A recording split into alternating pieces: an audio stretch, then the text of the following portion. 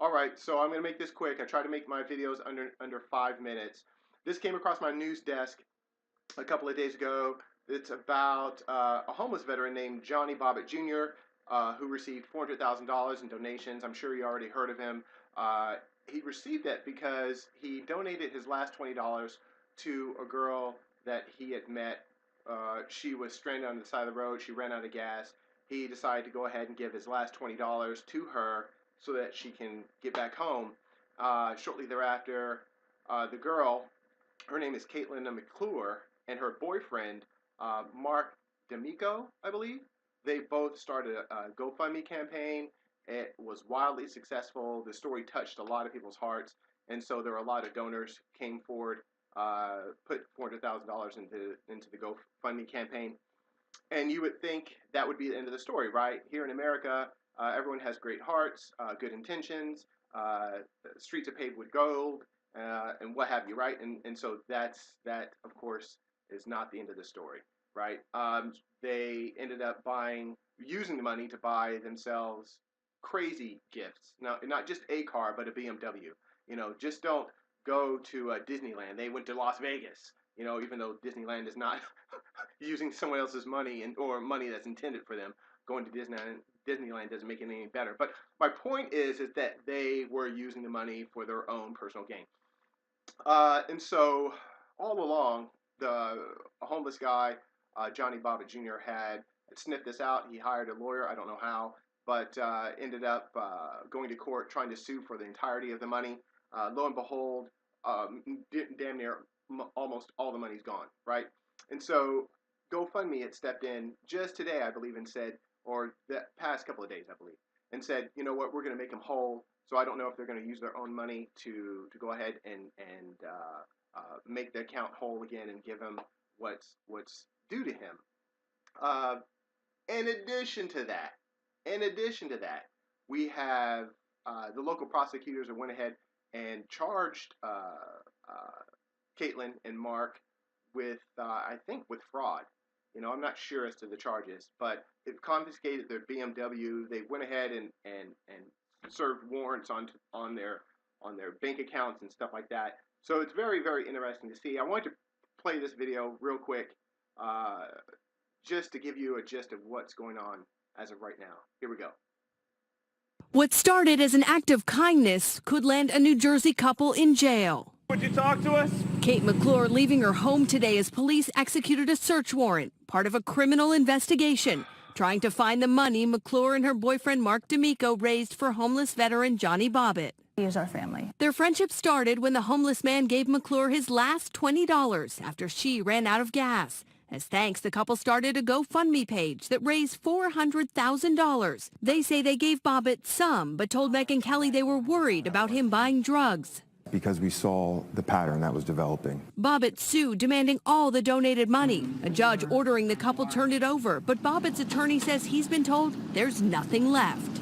I'm not sure that I accept that it's all gone. Bobbit's attorney has criticized the couple for taking vacations and buying this BMW, one of the items seized today by authorities. They denied using any of the donations. So far, no charges have been filed, while GoFundMe says it's working with law enforcement to ensure Bobbit receives his money. Money that thousands donated, touched by a sweet story that has become a bitter battle. Kristen Dahlgren, NBC News, New York. Okay, I can't imagine someone calling me on a Sunday. I really, really hate cell phones. I'm beginning just to, I can't, oh my God. Anyway, so moving forward, the reason why I'm bringing this to your attention is not to go ahead and rehash over this. It's to explain something to you. To every one of you that managed to want to listen to my voice more than, 3 minutes. But the point is this, is that the person that starts the GoFundMe campaign is owed that money, not the intention for which the money is supposed to be donated. Does that make any sense? What I'm saying is that if I started a GoFundMe campaign and had said, this is for saving the whales, and I get $500,000. Okay, $500,000, and I said, well, you know what? Instead of saving the whales, I'm going to donate it to feed the cats, or something like that. Now, if I switch my promise, then that money's still owed to me.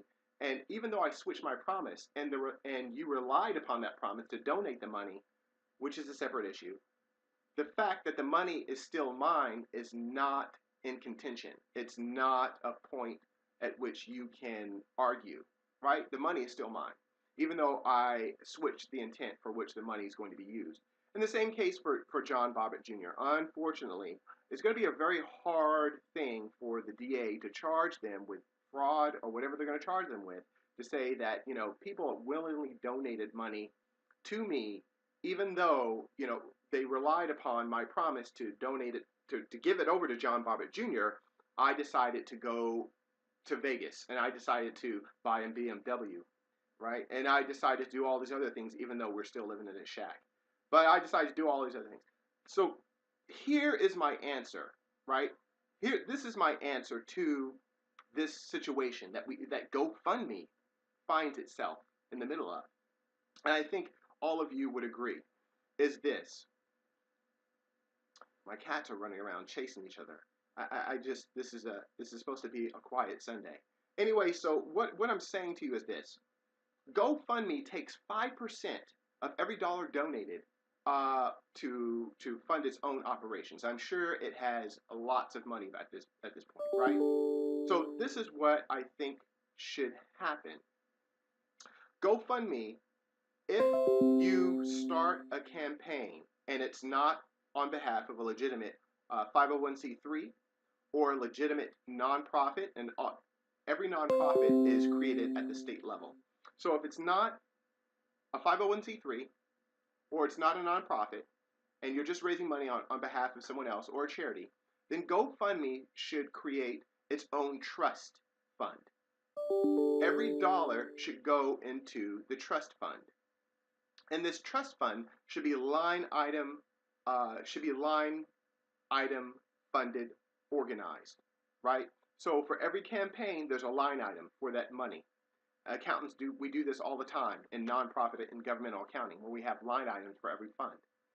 And once that fund is fully funded or the campaign is done, then GoFundMe, within a legal trust, has that authority to go ahead and ensure that the money goes to the right spot. That simple. That simple. GoFundMe would have to incur the cost of creating this large trust fund in which it would have an ambiguous mission statement, but the money would go into an account, and each dollar for each campaign would be accounted for by line item by fund. That's the first thing. The second thing would be a second option would be to force everyone who creates a charity to create a nonprofit at their state level. There are 50 states plus a couple of territories, depending on if everyone understands that Puerto Rico is part of the United States. But the point is that every state has their own keep it simple, stupid forms to create a whole host of things. LLCs, partnerships, single LLCs, you're talking about C Corps, and even nonprofits. So all GoFundMe would have to do is take those forms, put it on its website, and have everyone fill them out upon creating a charity in their respective state. Submit those paperworks to the respective state's agency or body or authority that governs these nonprofits. Have the nonprofit created in less than 2 days, and then continue. And the person who creates the charity, or the person that creates the GoFundMe campaign, would be on the board of that nonprofit, obviously by default.